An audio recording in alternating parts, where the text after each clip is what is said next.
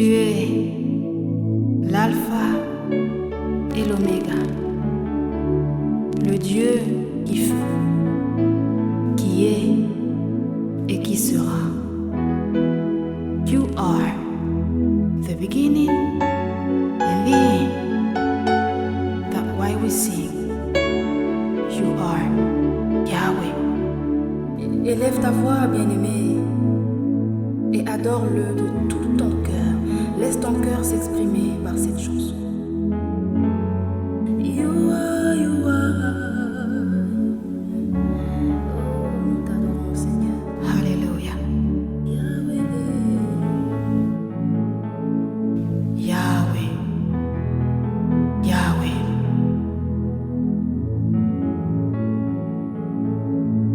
You are the God who was, who is, and is to come.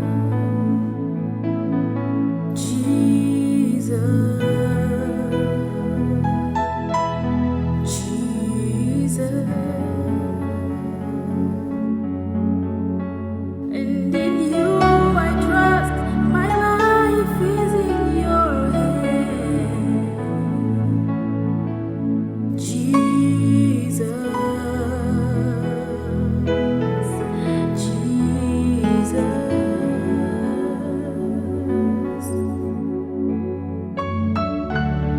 You are holding my life. You are holding all of me. You are my everything. You are my Savior, my King, my protector, my provider. You are the source of my peace, my joy, my happiness. Lord Jesus, let me sing that you are Yahweh, Alpha and Omega. You are, Yeah. you are Yahweh. You are Yahweh. You are Yahweh. You are Yahweh.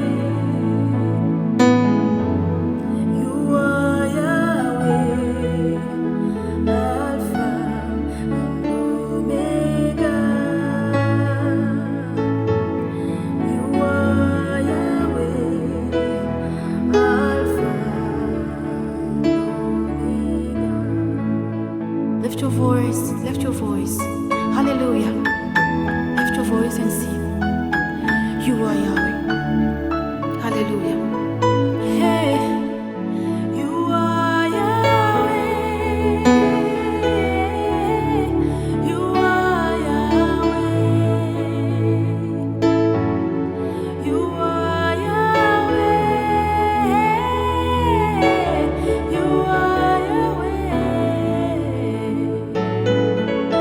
You are Yahweh, Alpha and Omega.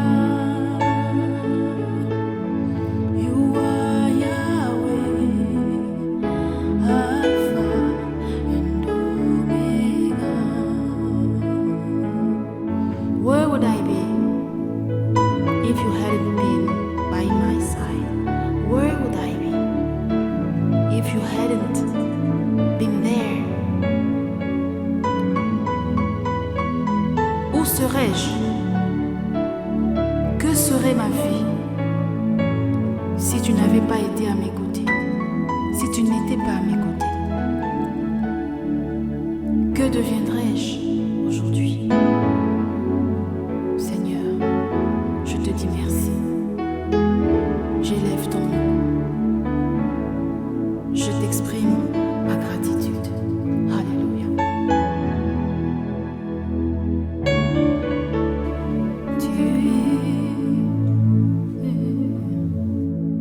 Tu es le Dieu qui fut, qui est, qui sera.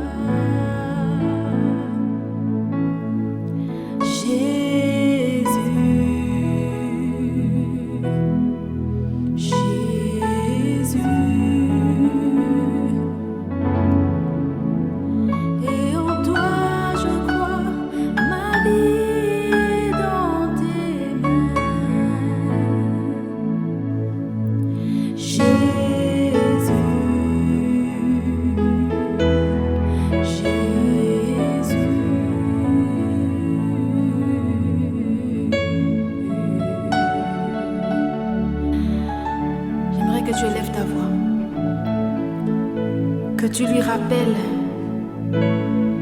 votre parcours. Il le sait, mais c'est bien, ça fait du bien d'entendre des paroles d'amour, des paroles de reconnaissance. J'aimerais que quelqu'un dise à son Dieu ce matin qu'il est fidèle, qu'il est bon.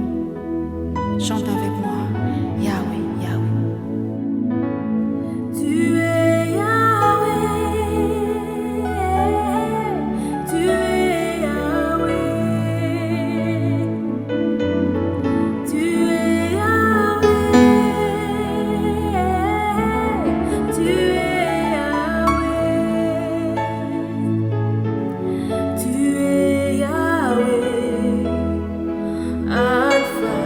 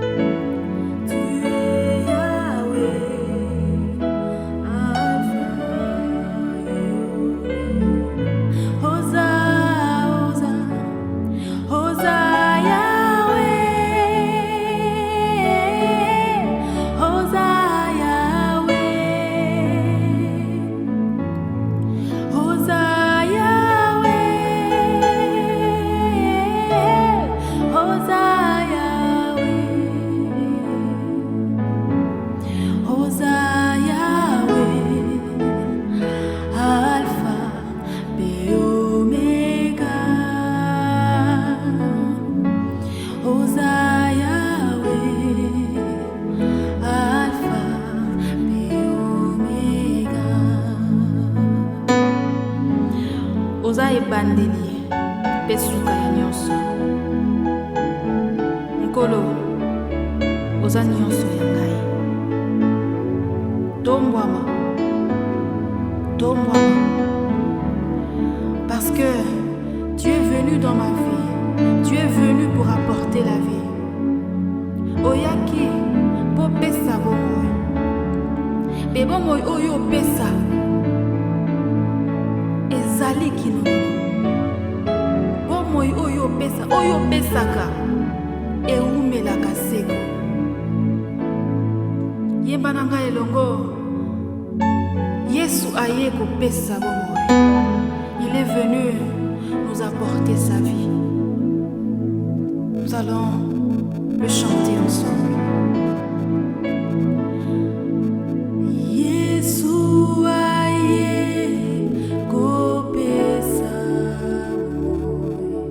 Kopesa bomoi, pas parce que on mérite qu'il ozala kino mabe. Mais nkolo na bolingo na ye kaka. Aye kopesa yo bomoi. Ozala kina liwa, ozala kina kati ya kokufa, ozala ki ya kokufa. Mais nkolo aye kopesa yo bomoi. Yesu aye kopesa bomoi. Yesu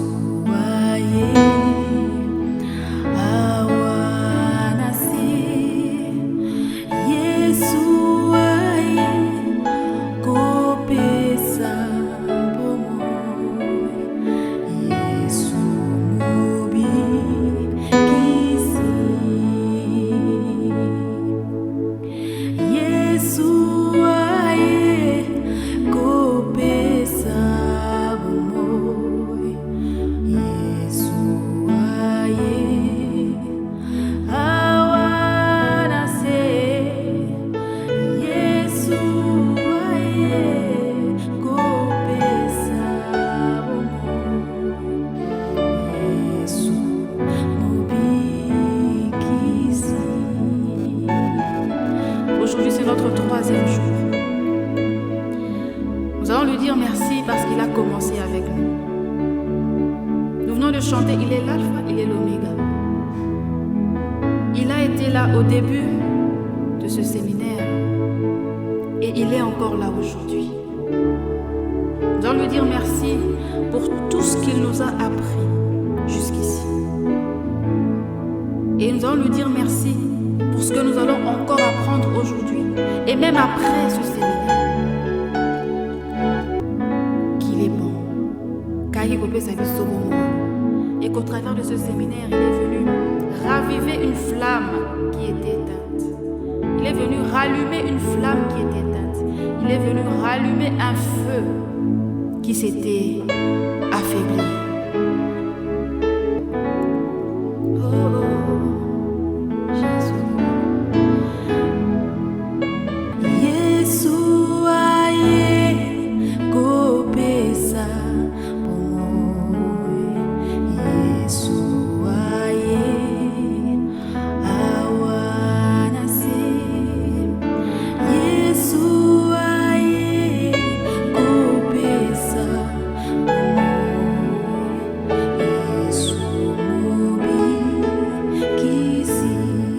Sanjola, Sanjola, Sanjola, Gunae, Gulusu, Gunae, Agufeli,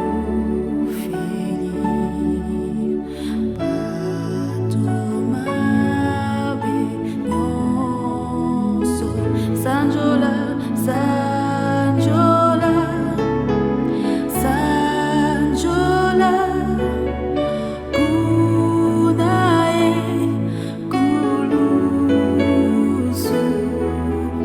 Gunae, Agufeli, Patoma, Pignonso. Aujourd'hui est un jour de gratitude. Nous avons tellement appris durant ces 2 derniers jours. Quelle bonne nouvelle pour nous que d'avoir été aimés malgré nos fautes, malgré notre état de péché.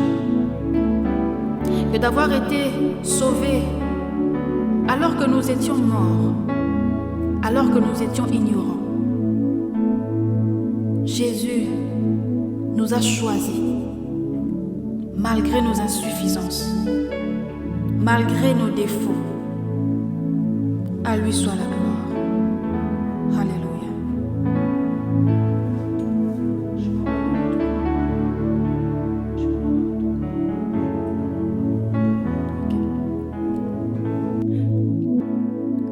Je m'abandonne à toi.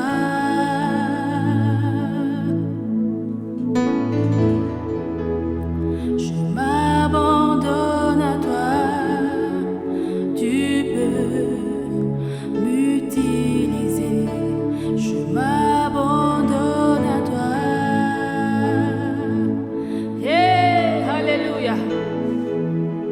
Je m'abandonne à toi, tu peux m'utiliser. I give myself away.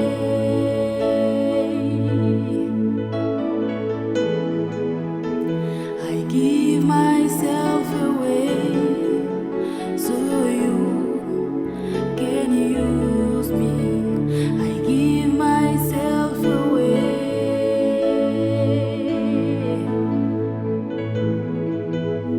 I give myself away so you can use me. Il est beau ce Dieu à qui nous appartenons. Et sa beauté se reflète même dans la nature qui, elle aussi, à son tour, l'adore à sa manière. Les cieux chantent ta gloire, l'écho de ta victoire, car tu es le roi ressuscité.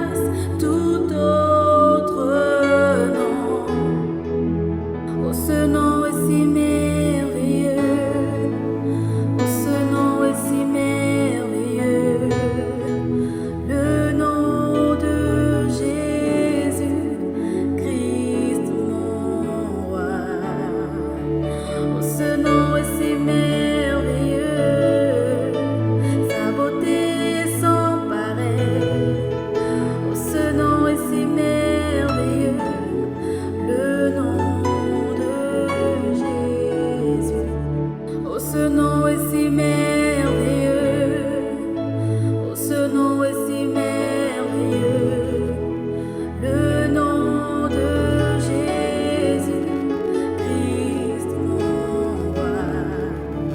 Oh, ce nom est si merveilleux, sa beauté sans pareil. Oh, ce nom est si merveilleux, le nom de Jésus.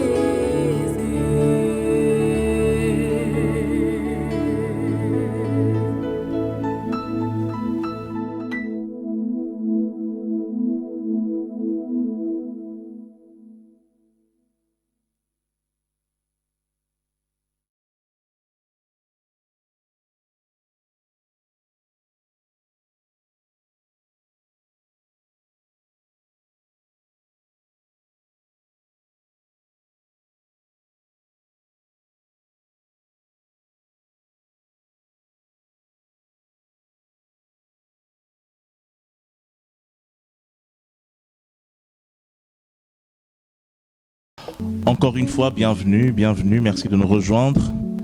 Nous sommes là dans ce séminaire, grandir dans la sainteté, grandir dans la relation avec Dieu, grandir dans la prière. Et aujourd'hui, je développe avec nous le sous-thème grandir dans la relation avec Dieu. Et la relation avec Dieu est vaste, ça prend plusieurs aspects, mais je verrai particulièrement un aspect ce soir et je pense que cela va bénir quelqu'un. Nous prions. Seigneur Dieu Tout-Puissant, je te remercie pour ces instants. Je te prie de nous parler, de nous édifier, de nous consoler, de nous recadrer. Merci Éternel, nos cœurs humbles se présentent devant toi pour te dire, Seigneur, fais-nous du bien ce soir.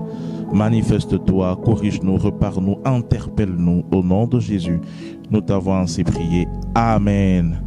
Amen. Je suis heureux d'être avec vous ce soir. Vous pouvez simplement dans les commentaires, écrire quelque chose, écrire Amen, écrire que Dieu vous bénisse, écrire que vous êtes là ou carrément inviter vos amis à nous rejoindre. Alors, ce soir, je développe rapidement une petite chose avec nous. Il s'agit de grandir dans la relation avec Dieu. Et comme je le dis dans mon introduction, je vais prendre un aspect de ces thèmes, grandir dans la relation avec Dieu, et je vais développer cela. Je vous prie donc de me rejoindre dans 2 Rois 6, 13e verset. Nous allons évoluer avec la parole de Dieu, donc je vous prie de garder vos Bibles avec vous, et c'est comme ça que nous allons évoluer. 2 Rois 6, 13, je lis pour nous. Et le roi dit, allez et voyez où il est, et je le ferai prendre. On vint lui dire, voici, il est à Dothan. Il y envoya des chevaux, des chars et une forte troupe qui arrivèrent de nuit et qui enveloppèrent la ville. En fait, Dothan est une localité au sein de Samarie.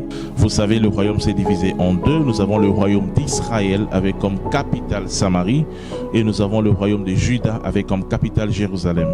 Et nous sommes dans cette histoire, nous voyons le prophète Élisée qui est attaqué par les armées syriennes, par les militaires d'un roi païen, qui envoie des gens arrêter Élisée, au fait, parce que je rappelle, ces rois en avaient marre. Il en avait marre du fait que, à chaque fois qu'il voulait attaquer la Samarie, attaquer le roi d'Israël, à chaque fois, Élisée donnait les positions du roi syrien au roi d'Israël. Et arrivé même à un certain moment, vous savez, ce roi va se dire, je crois que j'ai un traître chez moi, parce que ce n'est pas possible qu'à chaque fois que je m'apprête à attaquer Israël, ces rois-là, c'est toujours où se trouvent mes positions, c'est toujours par où je vais attaquer. Mais ensuite, on va lui dire, non, en fait, le roi, il n'y a aucun traître. Roi, il n'y a aucun traître autour de toi. Tu sais, le roi d'Israël, il a un serviteur des dieux, un prophète qui est vraiment très proche des dieux, qui entend vraiment la voix des dieux, et il dit à son roi, même les choses que toi tu murmures dans ta chambre. Vous connaissez cette histoire. Et donc le roi va se dire, le roi syrien se dira, bon, la chose la plus simple à faire, c'est de l'arrêter. Comme ça, je l'arrête et puis je suis calme. Ensuite, je pourrai attaquer Israël sans que mes plans soient d'avance connus par le roi d'Israël. Le roi des Syriens va donc envoyer les gens arrêter Élisée, qui se trouvait donc dans une localité de Samarie. Dothan, c'est au nord de la Samarie. Comment est-ce que ces militaires sont arrivés jusque-là? Et j'aimerais t'inviter à me rejoindre dans cette interrogation, dans cette réflexion. Comment c'est possible? Comment c'est possible que dans un pays comme ça, qui est censée être organisée, qui est censée avoir une armée, qui a un roi en tout cas, qui a un gouvernement, mais qu'une armée étrangère pénètre jusque dans ses terres, jusque dans une localité, jusque dans la capitale du pays, sans que personne ne s'en aperçoive, sans que personne ne sonne l'alarme, sans que personne ne dise quoi que ce soit. Il y a un problème. Aucune surveillance nocturne, absolument rien. Et une fois le matin, personne n'a remarqué qu'il y avait une armée étrangère dans le pays.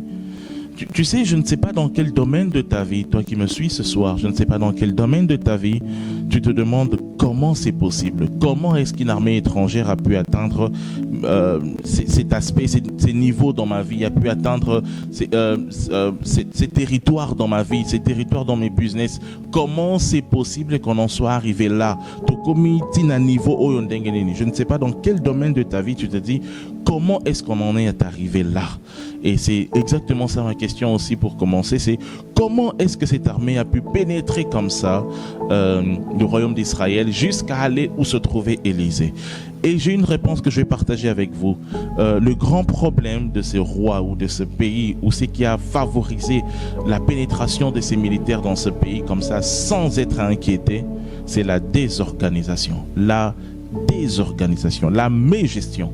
Et je vais partager avec vous ce qui me permet d'affirmer cela, que ces pays, que cette nation, que ces gouvernements étaient incompétents et qu'ils étaient totalement désorganisés. J'aimerais dire à quelqu'un, la nature a horreur du vide. L'aspect de ta vie que tu négliges risque fortement d'être l'aspect par lequel l'ennemi viendra t'attaquer. Les malheurs pourraient t'atteindre. L'aspect que tu négliges, parce que la nature a horreur du vide et l'ennemi cherche toujours à exploiter les failles que tu peux avoir. Alors je vous avais demandé de garder vos Bibles ouvertes. Je vous inviterai à me rejoindre encore dans la lecture. Nous continuons et nous allons voir tout ce que la Bible va nous enseigner. 15e verset. Le serviteur de l'homme des dieux s'éleva de bon matin et sortit, et voici une troupe entourait la ville avec des chevaux et des chars.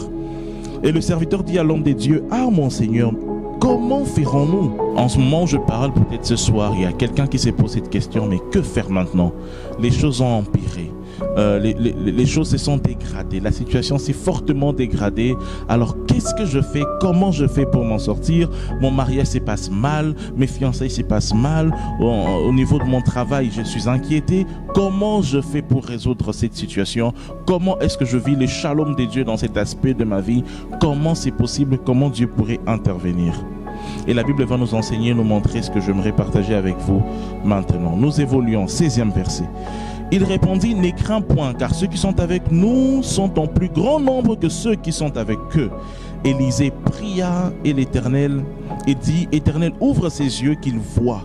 Et l'Éternel ouvrit les yeux du serviteur qui vit la montagne pleine de chevaux et de chars de feu autour d'Élisée. J'aime ces passages parce que Élisée, le prophète, rassure son serviteur. Il prie.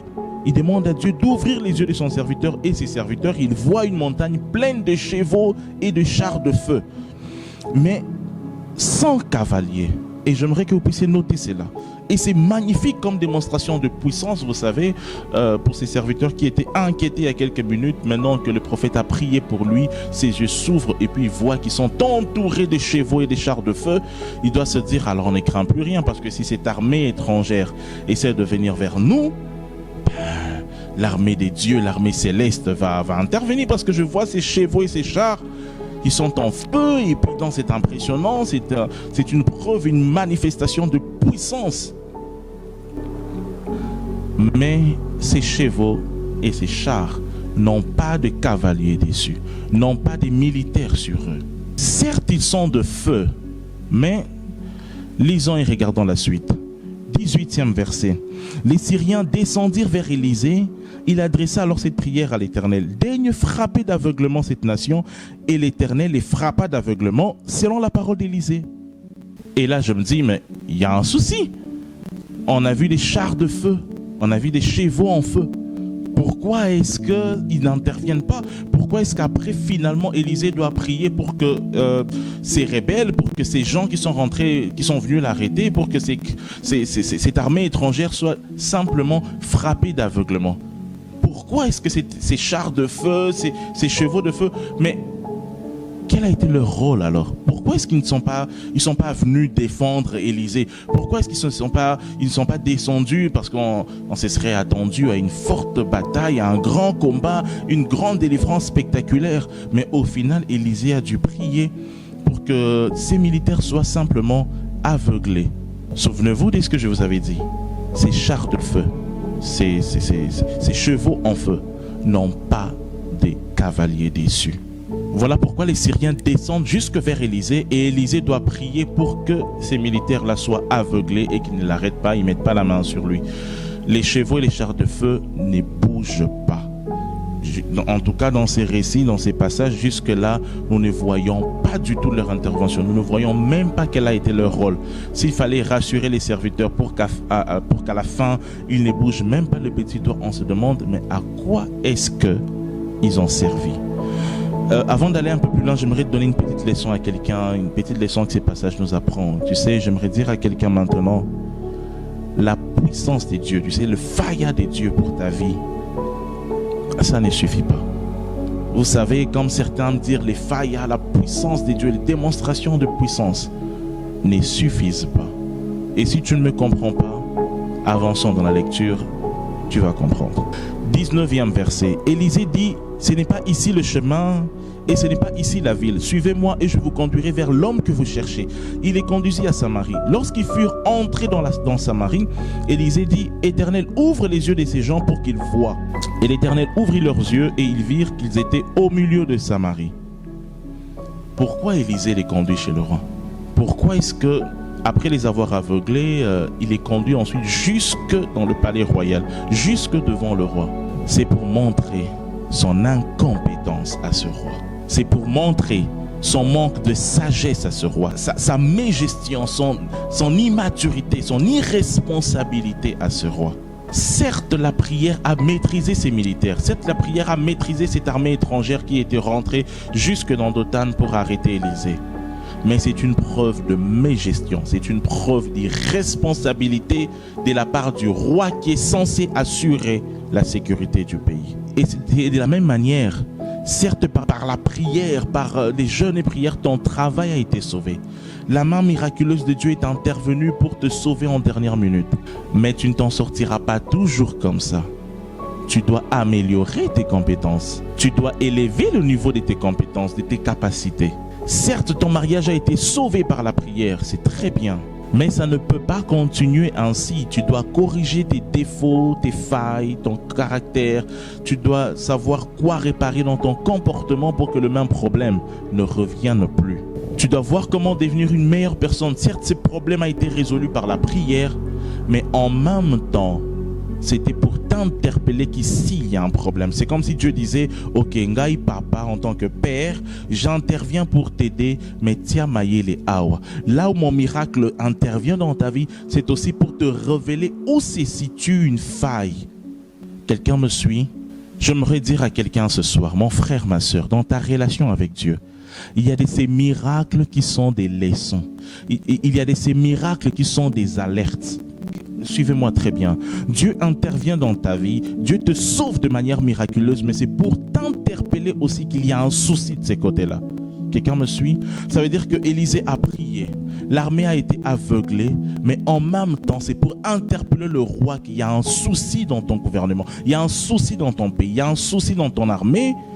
Une armée étrangère peut se rendre jusqu'au-dedans de ton pays sans que personne ne soit alerté. Il y a un souci là. Certes, la prière a joué son rôle. Certes, le Dieu miséricordieux, le Dieu miraculeux est intervenu, mais ça révèle également qu'il y a un problème là. Là où le miracle est intervenu, c'est aussi révélateur d'un problème. Quelqu'un me comprend? Lisons le 21e verset. Le roi d'Israël, en les voyant, dit à Élisée, frapperai-je mon père? Tu ne frapperas point, répondit Élisée. Est-ce que tu frappes ceux que tu fais prisonniers avec ton épée et avec ton arc? Donne-leur du pain et de l'eau, afin qu'ils mangent et boivent et qu'ils s'en aillent ensuite vers leur maître. Tu veux frapper? Tu veux te vanter de ta bravoure? Mais tu devrais pleurer, mon bonhomme, qu'aucun de tes militaires, aucun de tes soldats, aucun de ton service secret, je ne sais pas quoi, n'ait vu ces gens rentrer. Tu devrais pleurer. Tu veux te vanter de ta bravoure? Tu veux t'enorgueillir? ça ne peut pas marcher. Il y a un souci, tu ne peux pas frapper parce que tu ne mérites pas de frapper. Ceci n'est pas... c'est de l'aide de l'Éternel, certes, c'est un miracle de Dieu, certes, mais c'est pour t'exposer ton incompétence, ta mégestion. Donc, tu ne peux pas frapper, tu ne peux pas t'enorgueillir. Je vais expliquer cela autrement. Comment veux-tu te vanter de quelque chose que tu as eu par la grâce de Dieu, certes, mais version bébé spirituel? Je m'explique.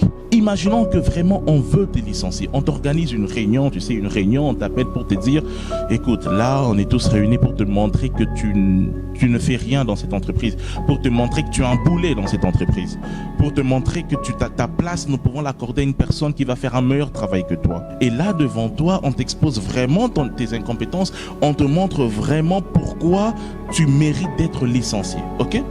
Imaginons un scénario pareil. Et après, tu pries. Et après, tu pleures dans la présence de Dieu. Tu pries, tu te fais assister par ton pasteur ou un ami ou un frère. Tu pries, tu demandes à Dieu, tu implores la main de Dieu. Ok. Dieu intervient miraculeusement. Disons que ces conseils d'administration devaient te communiquer ton licenciement final, disons un certain lundi. Tout le week-end, tu passes en prière, tu débarques lundi au travail et au final, on te dit, bon, on te donne un sursis ou on te donne une seconde chance. On laisse, on ne va plus faire ça. Certes, c'est un miracle. Certes, Dieu est intervenu. Mais tu ne peux pas t'enorgueillir. Tu ne peux pas te vanter de ça. Tu ne peux pas te dire, bah voilà, je suis un... Non, c'est pour te montrer l'incompétence qu'on t'avait montrée.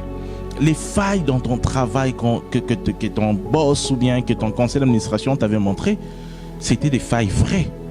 Et donc, quand Dieu intervient comme ça, c'est pour te dire, maintenant que tu as une seconde chance, améliore tes compétences. Tu ne peux pas t'enorgueillir. Tu veux frapper, tu veux t'enorgueillir, genre tu es resté dans ce travail. Non.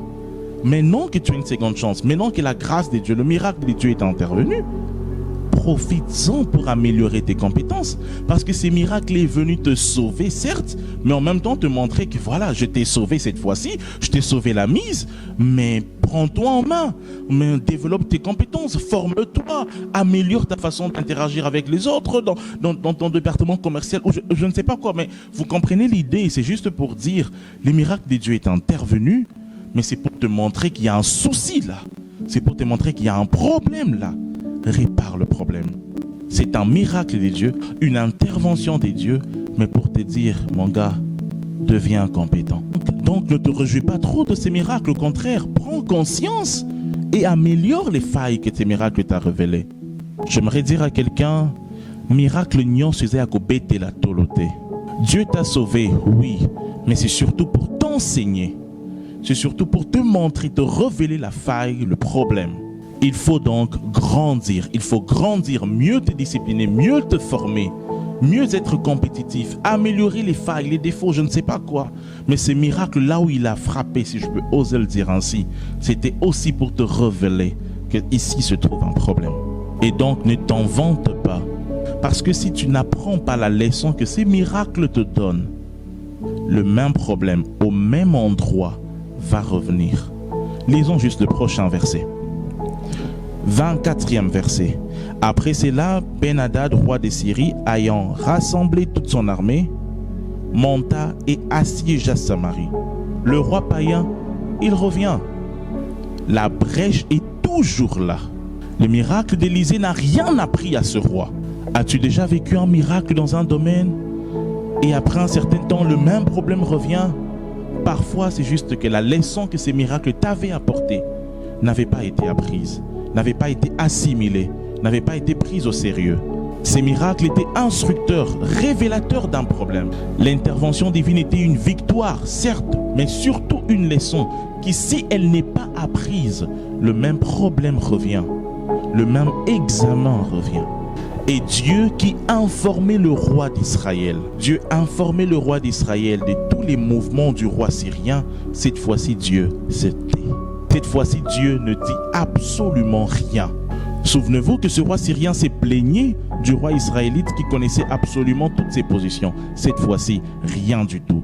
À un point même que le roi syrien, non seulement il revient, mais il assiège, il fait un siège dans le pays. Donc ils arrivent encore jusqu'en Samarie. Souvenez-vous que la Samarie est la capitale. Ils arrivent encore jusque dans la capitale et cette fois-ci, ils font donc zéro sécurité, gestion zéro, absolument rien. La leçon n'a pas été apprise. Et maintenant la conséquence. 25e verset. Il eut une grande famine dans Samarie. Famine, pas sécheresse, mais famine. La sécheresse est naturelle. La famine, elle est produit, fruit de la mégestion, de la désorganisation. Par exemple, dans notre pays, nous avons la famine, mais nous n'avons pas la sécheresse chez nous. Mais nous avons la famine. La sécheresse peut causer la famine, mais la famine n'est pas toujours causée par la sécheresse. Alors la famine, cette mégestion est poussée à son paroxysme et nous avons la famine frappe. Comme dans ta vie, probablement, il y a la famine qui frappe dans un domaine, il y a la sécheresse qui frappe dans un certain domaine. Donc il y a la famine qui est là. Et nous allons vivre là un récit des plus glaçants dans la Bible. Un récit glaçant des cannibalismes va avoir lieu. 26e verset. Et comme le roi passait sur la muraille, une femme lui cria « Sauve-moi, ô roi, mon Seigneur, sauve-moi ».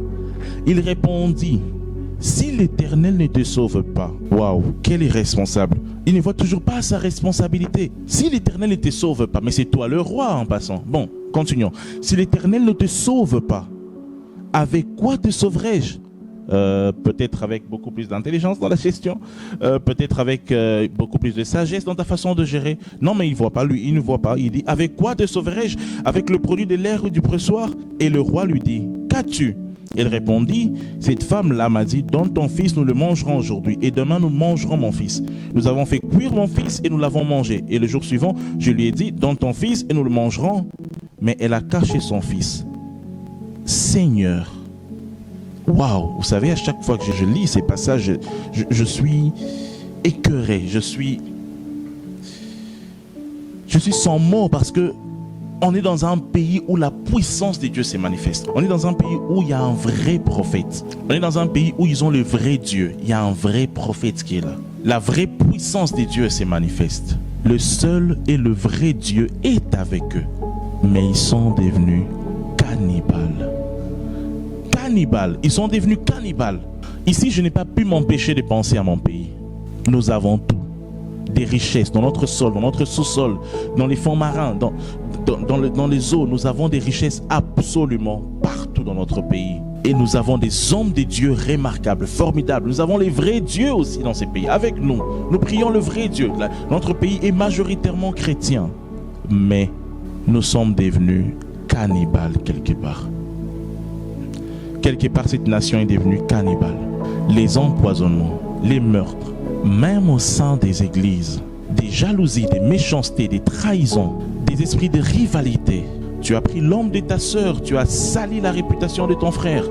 Une grande famine, une très grande famine. Je ne sais pas dans quel domaine de ta vie, je ne sais pas dans quel domaine de ta vie, chrétien ou chrétienne que tu es, mais tu fais du cannibalisme.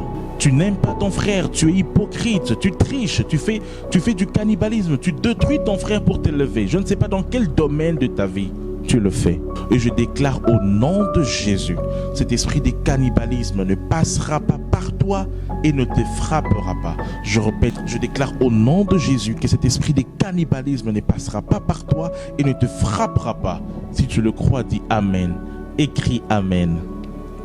Nous lisons le 30e verset. Lorsque le roi entendit les paroles de cette femme, il déchira ses vêtements en passant sur la muraille. Et le peuple vit qu'il avait au-dedans un sac sur son corps. En fait, vous savez, il avait des habits royaux. Le roi, il avait des habits royaux. Il va déchirer ses habits royaux et le peuple va s'apercevoir qu'au-dedans de lui, au-delà de ses habits royaux, il avait un sac pourri, un sac de rien du tout sur son corps. Et c'est ça le paraître. Paraître.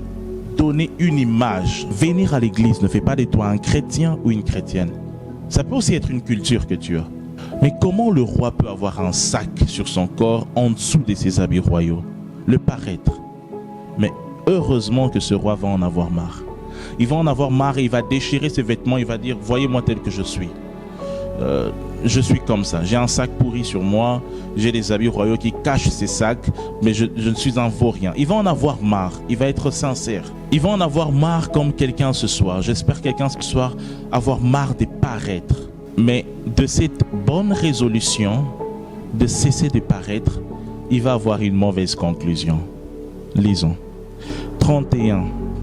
Le roi dit que Dieu me punisse dans sa rigueur si la tête d'Élisée, fils de Shaphat, reste aujourd'hui sur lui. Mais pourquoi il va s'en prendre à Élisée? 32e verset. Or Élisée était assis dans sa maison et les anciens étaient assis auprès de lui. Le roi envoya quelqu'un devant lui, mais avant que le messager soit arrivé, Élisée dit aux anciens, voyez-vous, ces fils d'assassins envoient quelqu'un pour m'ôter la tête. Écoutez, quand le messager viendra fermer la porte et repoussez-les avec la porte, le bruit des pas de son maître ne se fait-il pas entendre derrière lui?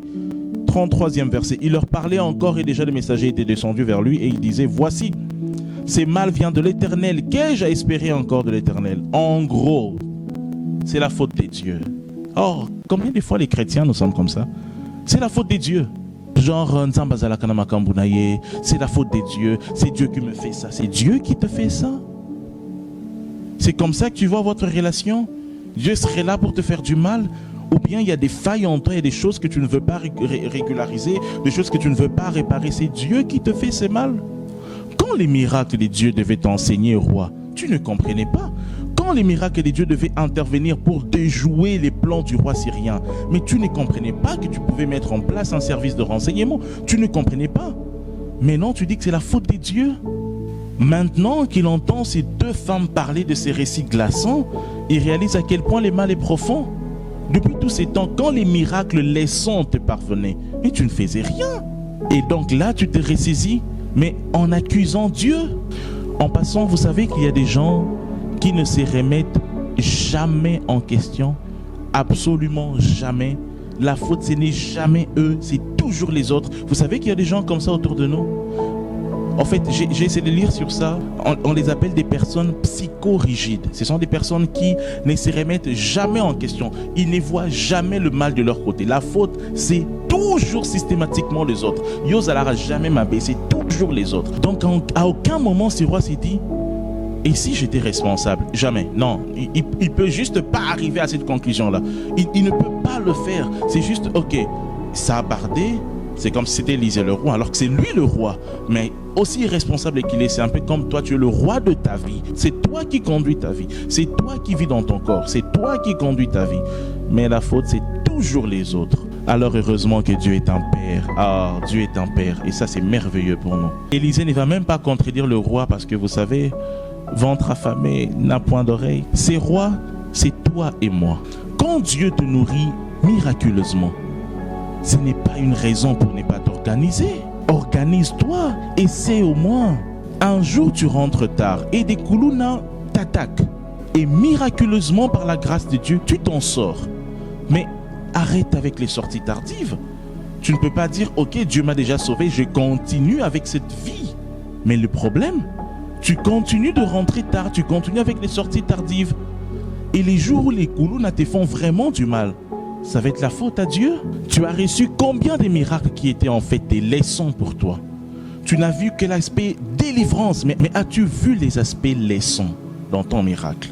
As-tu vu les leçons que ton père voulait te donner pour t'alerter d'un problème dans la gestion de ta vie? As-tu fait les réajustements qu'il fallait? Un jour, bloqué paiement d'un loyer, tu ne savais pas comment payer ton loyer et finalement il y a un frère qui débarque le jour même du paiement de ton loyer pendant que ton payeur commençait déjà à râler, ou bien tu avais même déjà dépassé la date et tes frères t'aident.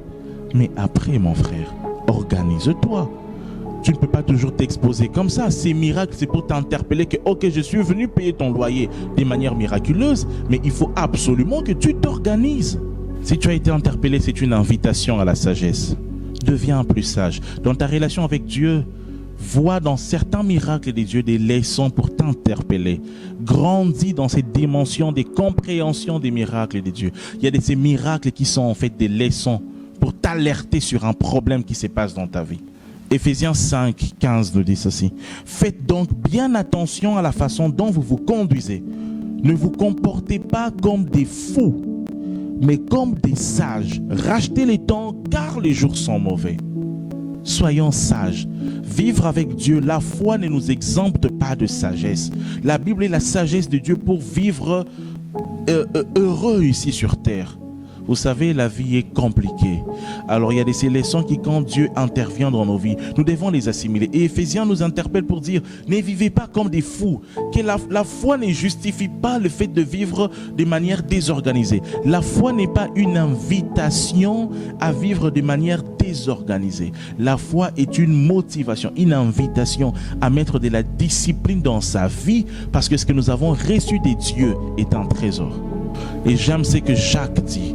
Jacques dit, si l'un de vous manque de sagesse, qu'il la demande à Dieu qui donne à tous simplement et sans faire de reproche, et elle lui sera donnée. Mon frère, ma soeur, nous avons besoin de sagesse. Et j'aime ces passages de Jacques 3, 17 qui nous dit ceci. La sagesse d'en haut est tout d'abord pure. Ensuite, elle est porteuse de paix. Douce, conciliante, pleine de compassion et de bons fruits. Elle est sans parti pris et sans hypocrisie. Oh, j'aime ça. Elle est porteuse de paix. La paix, la sérénité, n'est pas toujours être exposé. Vous savez, comme ce roi d'Israël que nous venons de voir, ce roi était toujours agité. À chaque fois, il fallait déjouer les plans ennemis. Et même là, finalement, il y a eu siège. Dieu est intervenu, mais il ne comprenait pas les leçons. La sagesse de Dieu est porteuse de paix. Tu as besoin de la paix, mon ami, et tu as besoin de la sagesse de Dieu dans ta vie. Deviens plus sage. Demande à Dieu de te parler. Demande à Dieu, comprends la parole de Dieu dans ce sens où la parole de Dieu t'apporte la sagesse de Dieu pour bien vivre ici sur terre. Proverbe 19, 8 nous dit ceci. Celui qui acquiert du bon sens sème lui-même. Celui qui garde l'intelligence trouve le bonheur. Amen. Deviens donc plus sage. Nous allons prier. Éternel mon Dieu Tout-Puissant, je te prie, merci pour ces instants. Je te dis merci pour ces moments que tu nous as donnés. Ces moments de partage éternel où tu nous invites à un peu plus de sagesse, Seigneur. Une sagesse venant de toi pour comprendre tes voies, pour comprendre ta façon de nous parler. Ta parole déclare que tu nous parles tantôt d'une manière, tantôt d'une autre. C'est pour nous édifier, c'est pour nous protéger, c'est pour nous garder du mal, c'est pour nous garder, ne pas tomber dans les pièges de l'ennemi et ne pas nous éloigner de ta volonté. Seigneur Dieu des armées, de toutes les manières que tu nous parles, c'est pour nous édifier, nous alerter, c'est toujours par amour. Je te prie, Éternel, que mon frère et ma soeur qui a suivi ces messages soient dorénavant alertes, comprendre tes voix, tes paroles, peu importe d'où elles viennent, au nom de Jésus. Amen.